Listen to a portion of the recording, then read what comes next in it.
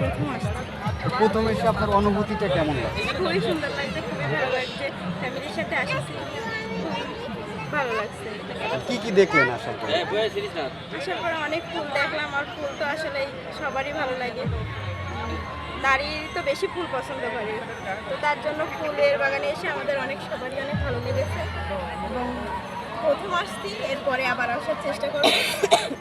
তো এখানে এমন কিছু দেখেছেন যেটা উন্নয়ন করলে কিংবা পরিবর্তন করলে মানুষের জন্য ভালো হবে, পর্যটকদের জন্য ভালো হবে, এমন কোনো কিছু চোখে বেঁধেছে? রোডের কথাটা বলবেন, যে রোডটা আছে, রোডটা আসতে অনেক যানজটের জন্য একটু সমস্যা, আর একটু যদি বড় হতো রোডটা তাহলে আরো একটু মানুষের সুবিধা হতো আসার জন্য।